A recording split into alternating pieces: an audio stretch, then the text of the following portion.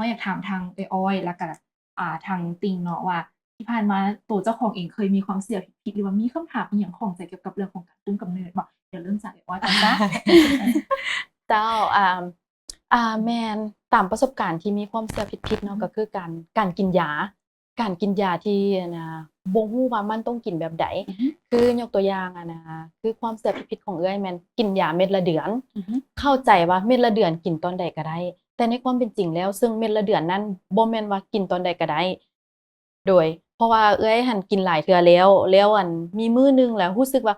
ลองถามเบิ่งลองอืมถามไปร้านขายยาร้านใหญ่ร้านหนึ่งบ่ขอระบุชื่อเนาะ และลองถามเขาเจ้ากินแบบใดอือฮึยานี่กินแบบใดแล้วมันเหมาะสมกับเฮาบ่แล้วก็เล่าอาการให้เพิ่นฟังเนาะว่าโดยส่วนตัวแล้วฮอร์โมนและฮอบประจำเดือนของเฮาเป็นแนวใดเพิ่นก็แนะนำวิธีกินให้แล้วตกใจบ่หนึ่งก็คือบ่เคยรู้มาก่อนว่าเม็ดละเดือนมันต้องกินช่วงที่เฮามีช่วงที่เป็นหลังประจำเดือนหรือในช่วงที่ว่ากำลังเป็นประจำเดือนอยู่อันนี้เป็นข้อมูลใหม่แล้วรู้สึกว่าที่ผ่านมาน่ะผิดพลาดตลอดและมันเฮ็ดให้รอบเดือนของเอื้อยน่ะ มันสิปรับเปลี่ยนตลอดแล้วมันจะแบบมีปัญหาทางด้านฮอร์โมนอือฮึอารมณ์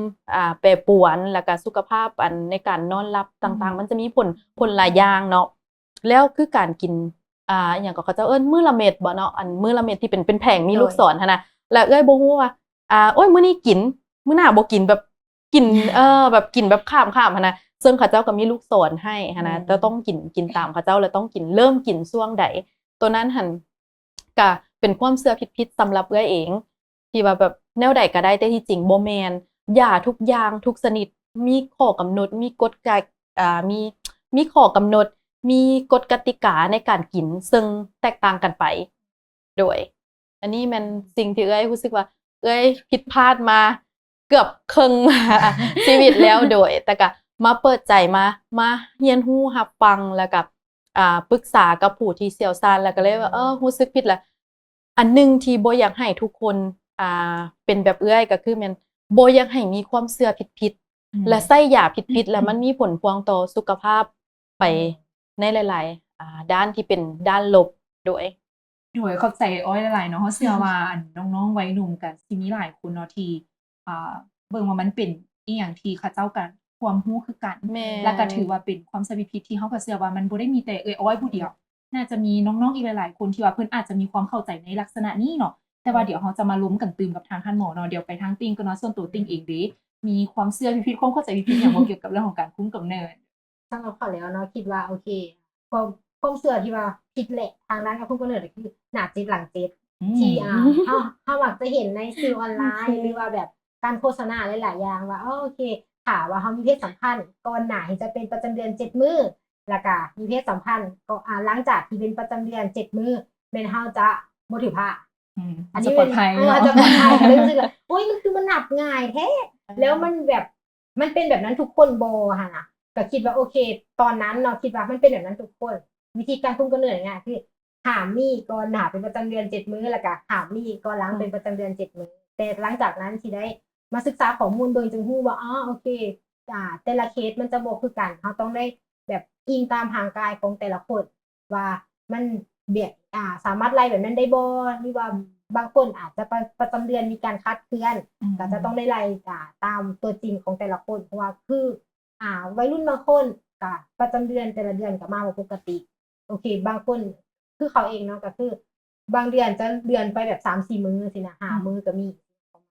แล้วตัวที่2มาก็แม่นการล้างนอกที่อืเราจะมักได้ยินกันม แล้วเวลาที่ไปเฮ็ดกิจกรรมกับน้องๆน้องๆก็ยังบางน้องๆบางคนก็บ่ฮู้ว่าการล้างนอกเป็นหยังอืแล้วก็ยังคิดว่าการล้างนอกอะบ่ถือผ้าแน่นอนเพราะเราบ่ปล่อยอยู่ประมาณนั้นแม่หลายๆคนก็ยังคิดว่ามันใช้ได้ผลอยู่ในวิธีนี้ว้าวถือว่าแขกทั้งสองเนาะเป็นรายการที่ว่าเปิดใจอีหลีเนาะน้องๆเพราะว่าเราเชื่อว่ามันบ่ได้มีแต่แขกเราทั้งสองท่านเนาะที่ว่าเพิ่นมีความเข้าใจลักษณะนี้บ่ว่าจะเป็นเรื่องของการรังนอกเรื่องของประเภทยาคุมกำเนิดไปจนถึงเรื่องของการนับหน้าจิตหลังจิตเนาะแต่ว่าในการที่เราจะมากวดกาความถูกต้องหรือว่า fact check เนาะเดี๋ยวเราจะให้มาเป็นหน้าที่ของท่านหมอผู้เชี่ยวชาญนำกันเนาะเดี๋ยวขอถามทางดอกเตอร์ตืมเนาะด้วยว่าในการนับหน้าจิตหลังจิตนี่นะ แม่นมันมีผลหน่อยหลายส่ำใดแล้วก็เรื่องของคือทางเอื้อยอ้อยเนาะเพิ่นเว้ามาว่าหลายๆอย่างเพิ่นก็ยังมีความสับสน ในแต่ก่อนเนาะเรื่องเกี่ยวกับของประเภทยาคุมกำเนิดเนาะในนี้อยากให้ท่านหมอช่วยแนะนำได้บ่ว่าประเภทของยาคุมกำเนิดมันเป็นจากประเภท และแบบใดมันเหมาะสมกับบุคคลใดค่ะ โอเคสำหรับตัวยา